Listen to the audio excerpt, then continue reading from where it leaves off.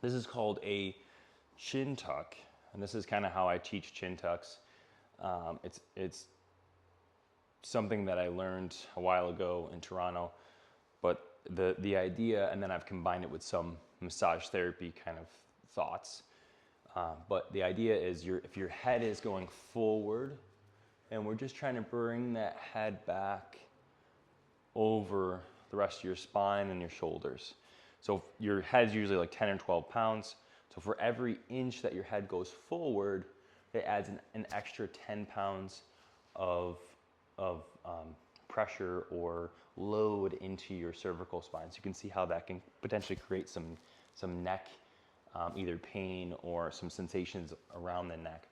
So the further that head goes forward, all the way to the point where now this is a 42-pound head instead of a 12-pound head being held up by all the muscles of your neck. So you can see how posture and positioning of your head can be very valuable. So the goal here is if you take your fingers and you just help your head glide forward a little bit, and then you're just gonna kind of gently push back. And I like to think there's this length through the crown of your head. So we're thinking kind of this length and like this soft glide back of the chin. Maybe a little bit of fullness in deep into the neck, which would be kind of those deep neck flexors. So you can kind of bring your head forward and glide your head back. And this can be done in many positions. I'm just going to show you in this position, but we're just trying to work on that. And I like to think about the length too, because the head doesn't move by itself. We can't really bring the head back. If we're slouched forward, bringing the head back isn't going to do a ton. But if we think about that length, we tend to lengthen the spine as well. So we're working on gliding that chin back.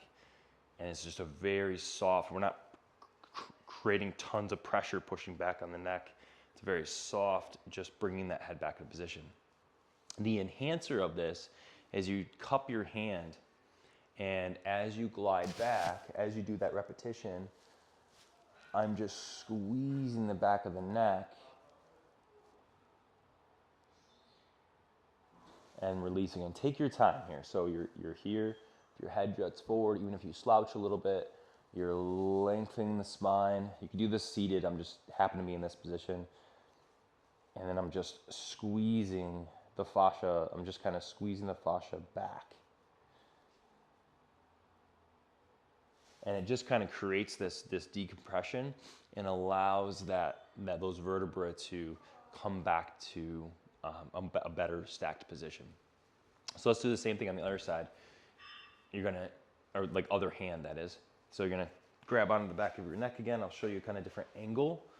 And as my chin glides back, I'm just adding a little squeeze. And then release, and then a little squeeze, and release, and a squeeze, and release. And that's kind of how I like to do it. The thing to note is knowing your cervical spine in a way.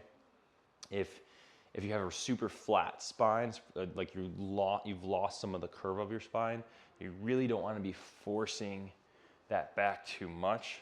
And you definitely don't want to force in general, because we don't want to just shift and force just a few vertebrae back. This makes it a broader connection, and it's very soft. Think of it more of a stretch than we're trying to like push things back into place.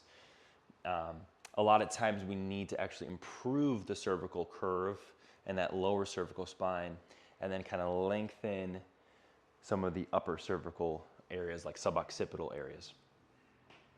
So keep that in mind. So this is a way, the whole point of doing this video is this is a way of getting that head back over in line with your shoulders, which is going to load the cervical spine in a much more efficient way.